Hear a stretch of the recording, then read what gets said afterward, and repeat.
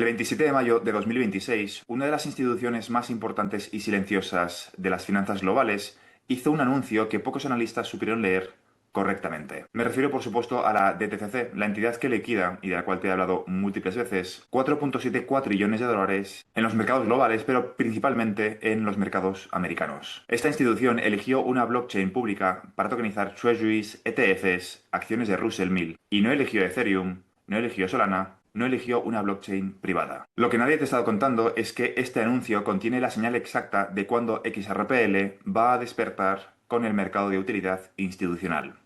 Y no soy yo el que elige la fecha, lo anuncian ellos. No por la blockchain que eligieron para la parte de tokenización, sino porque esa elección hace técnicamente imposible evitar algún tipo de adopción en el corto plazo. Adopción para la parte de liquidación. Y voy a explicártelo desde la arquitectura del settlement, desde los papers del Banco Internacional de Pagos, del FMI y desde el Banco Mundial, desde la propia literatura financiera que lleva años advirtiéndolo. Y al final vas a entender por qué los que están posicionados en XRPL hoy están viendo algo que el mercado todavía no ha priced in. Pero empecemos por lo concreto. La DTCC anunció que en la primera mitad de 2027 va a tokenizar activos custodiados en su sistema, ofreciendo a participantes del mercado la posibilidad de usar esos activos en un ecosistema digital. Liquidación más rápida, mayor movilidad de colateral, horarios de trading extendidos, menores costes y menores riesgos. Suena realmente perfecto y suena revolucionario, y el comunicado pasó por los titulares como, abro comillas, la DTCC tokeniza con Stellar.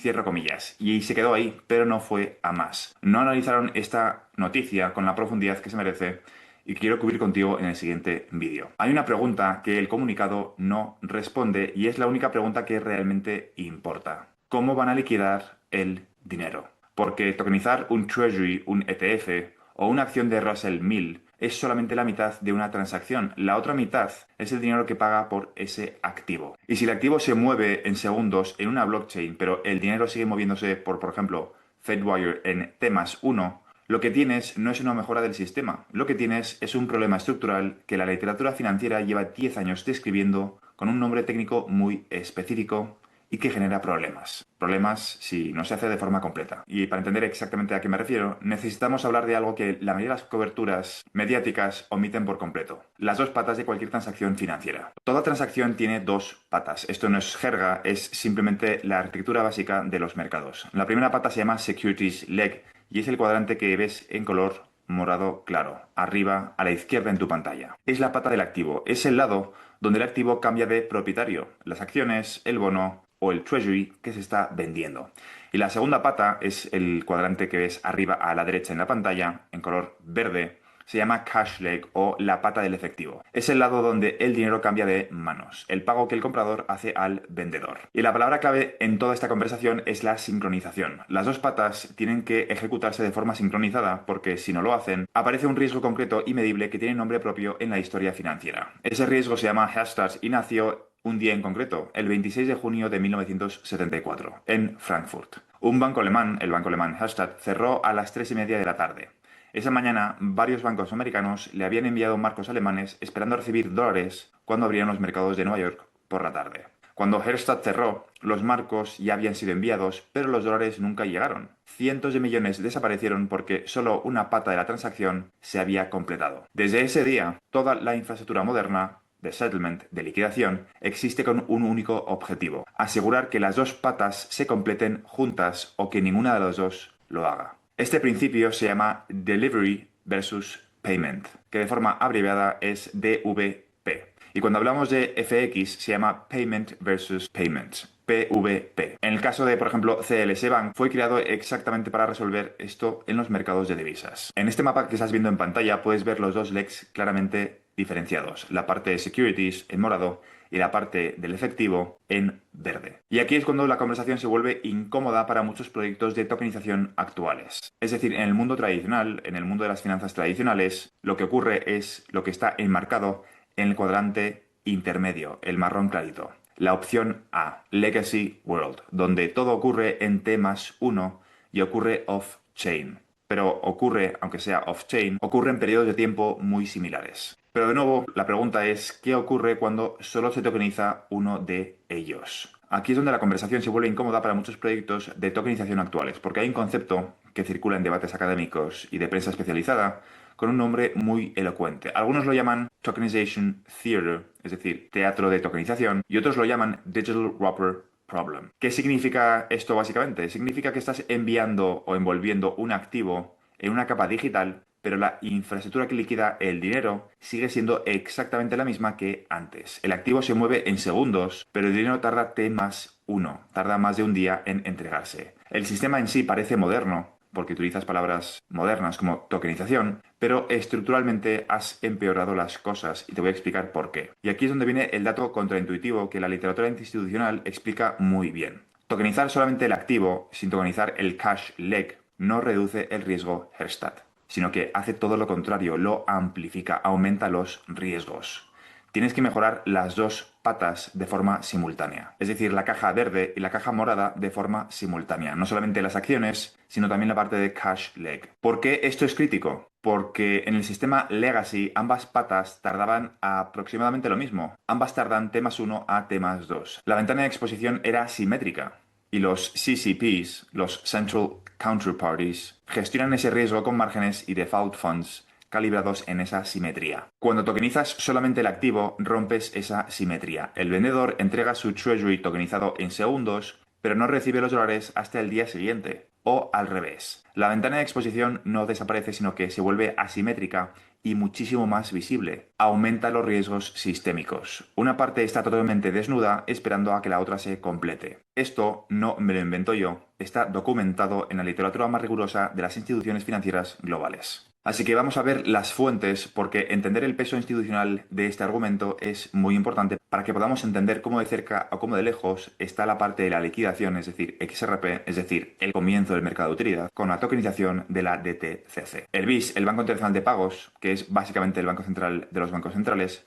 publicó en 2023 su Annual Economic Report con un capítulo entero dedicado a este tema. El capítulo se llama Blueprint for the Future Monetary System. En este documento los autores afirman literalmente que el éxito de la tokenización descansa sobre la base de la confianza proporcionada por el dinero del Banco Central. No sobre monedas estables, no sobre el dinero del banco comercial sin más, sino sobre el dinero soberano integrado en la misma infraestructura. 2 años después, el BIS volvió a la carga con su Annual Economic Report del año 2025, en el capítulo 3 titulado The Next Generation Monetary and Financial System.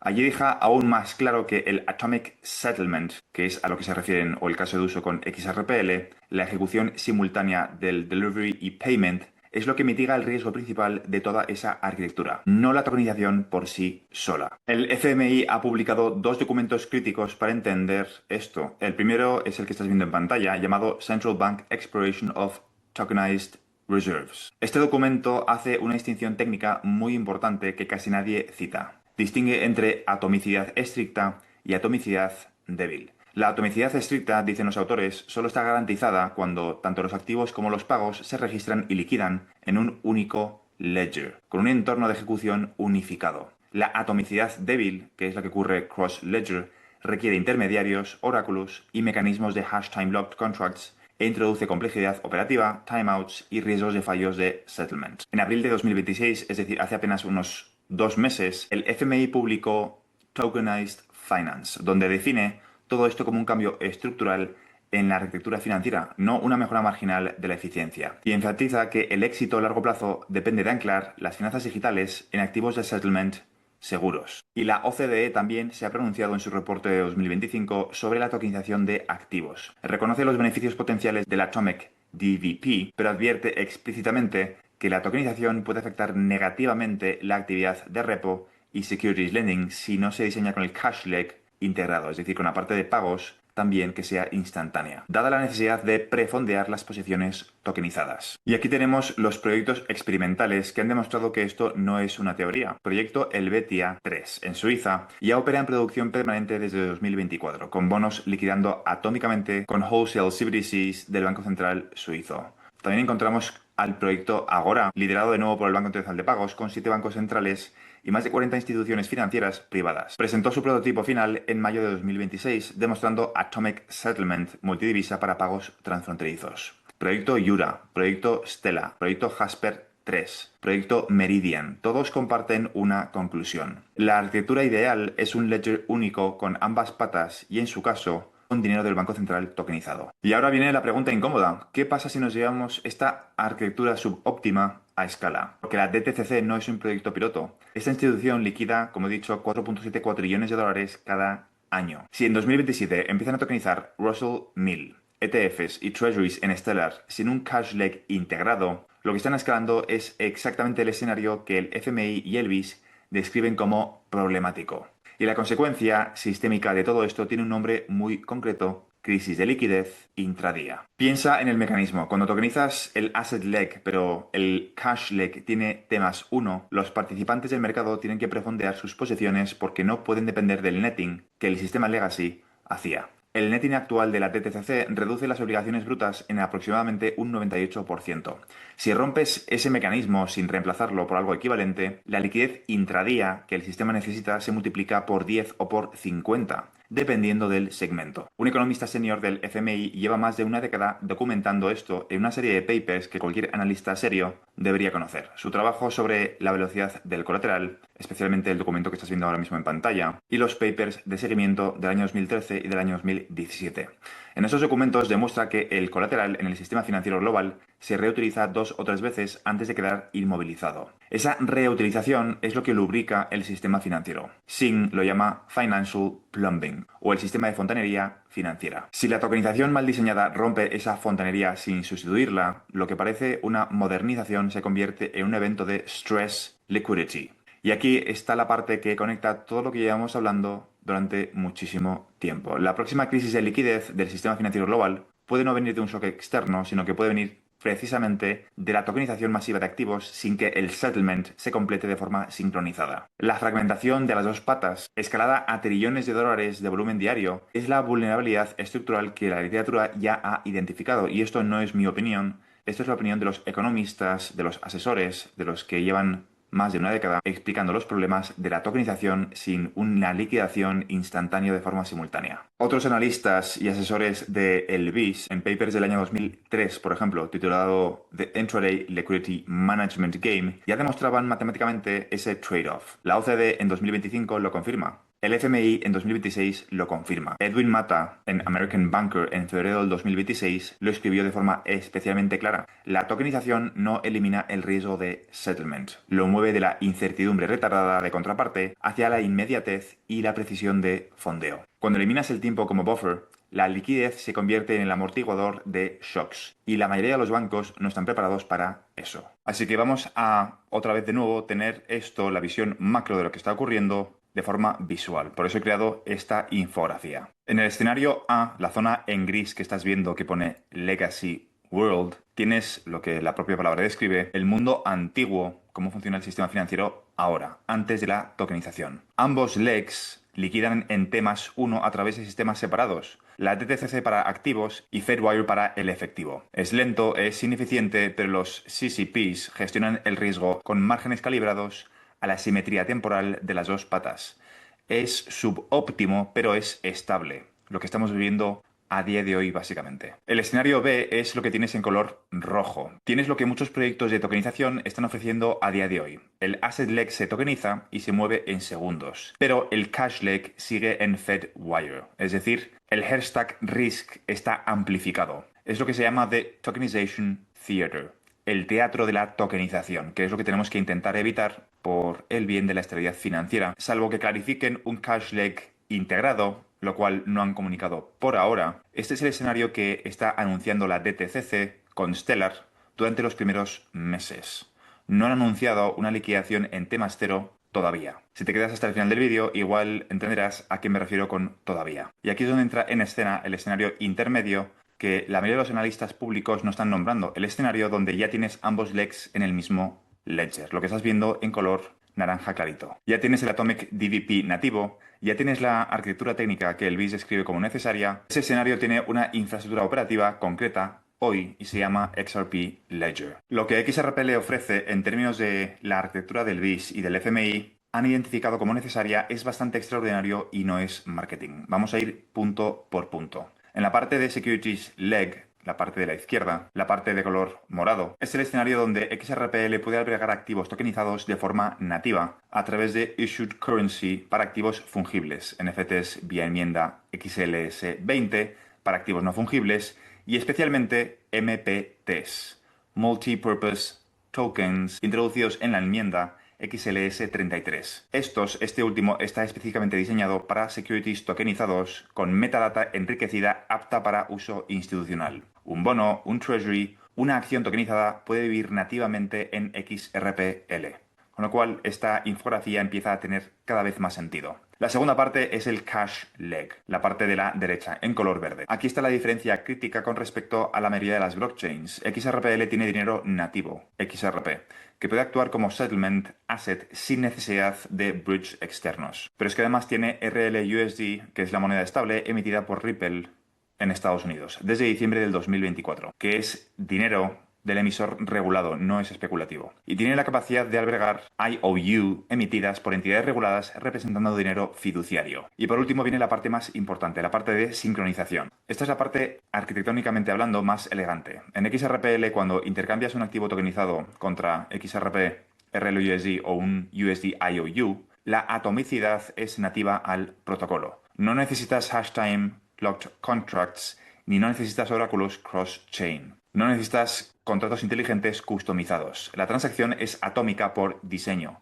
O ambas partes se ejecutan en el mismo ledger o ninguna se ejecuta. Eso es lo que precisamente el FMI describe en sus notas técnicas como atomicidad estricta. Y eso es lo que Beck y otros autores del BIS en sus reportes trimestrales del 2020 identifican como DDP en el sentido pleno. Lo que te he explicado al principio de este vídeo de Delivery versus Payment. Y es que eso no es todo porque XRPL ha estado desarrollando funcionalidades específicamente diseñadas para el mundo institucional regulado. Lo he cubierto en vídeos anteriores y no me voy a repetir.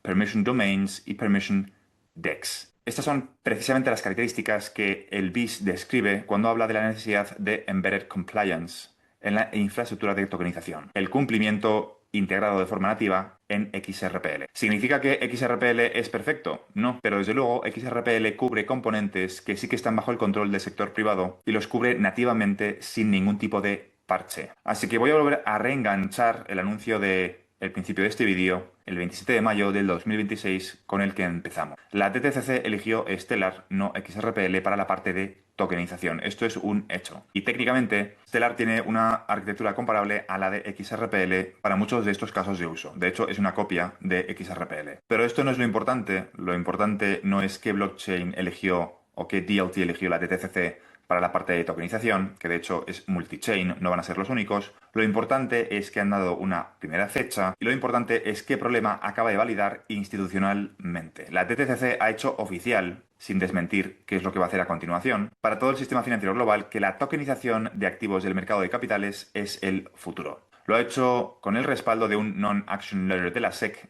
de diciembre del 2025 y lo ha hecho con el peso de 50 años de credibilidad operando como infraestructura post-trade. Y al hacerlo, sin darse cuenta, ha abierto una caja que ya no se puede cerrar. No lo ha hecho sin darse cuenta, lo ha hecho a propósito y de forma diseñada. Porque cada vez que tokenizas a escala sin Atomic Settlement, es decir, sin utilizar activos como XRPL, una de las dos cosas va a pasar. La primera opción es que el sistema se estresa. Aparecen dislocaciones de liquidez intradía. Algún CCP entra en estrés operacional y la SEC y la Fed se ven forzados a reaccionar. La respuesta racional es acelerar la transición hacia la infraestructura donde el Atomic Settlement no sea opcional, sino que sea estructural. Y la opción 2 es lo que estás viendo en pantalla. Es decir, la opción 1 es que se produce la tokenización en el primer trimestre de 2027 y no se produce la liquidación en T+0. Eso, según los propios reguladores, va a provocar muchísimo estrés en el sistema financiero. Han avisado de eso y te he enseñado todos los documentos en los cuales hacen mención, no todos, pero gran parte de ellos, desde el punto de vista del FMI y del Banco Internacional de Pagos, además de otras instituciones que no he cubierto en este vídeo. Pero es que la segunda opción es la que estás viendo en pantalla.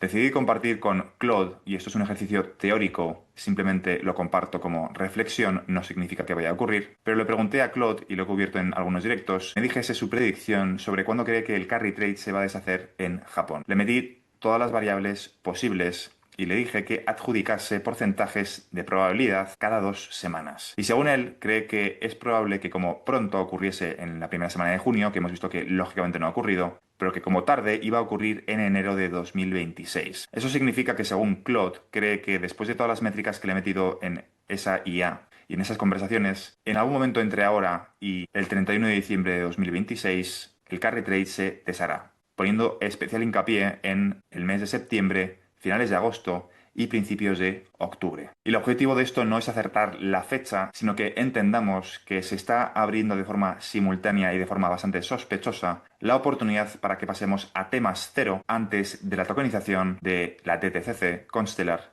en el primer trimestre del 2027. Veremos qué ruta escogen los reguladores, porque de forma contraintuitiva, la crisis de liquidez de la cual he hablado muchísimas veces puede que venga antes de la tokenización del Q1 del 2027 o puede que venga precisamente por la tokenización anunciada por la DTCC y Stellar en 2027, de forma posterior. ¿Qué acabará ocurriendo? La realidad es que no lo sabemos. No sé cuál es el orden de acontecimientos, pero desde luego el timing es, repito, muy sospechoso. Hormuz, desde que hablé del cierre el 28 de febrero, sigue cerrado. La pelota de nieve cada vez se está haciendo más grande y tarde o temprano esa pelota de nieve va a llegar a los mercados. Va a llegar la inflación a Japón y se van a ver forzados a modificar los tipos de interés. Y sería la excusa perfecta, o el timing desde luego, creo que no es casualidad, para pasar primero gran parte del sistema financiero a T+0 y posteriormente tokenizar para que precisamente no ocurra lo que los reguladores han cubierto y descrito al principio de este vídeo. El teatro de la tokenización. No quedan demasiados trimestres, creo que ahora ya podemos hablar abiertamente de fechas, no porque yo lo diga, sino porque lo dice la propia DTCC. No soy yo el que está dando las fechas, sino que nos tenemos que guiar de lo que nos dicen ellos. Y la DTCC ya ha dado una fecha clave,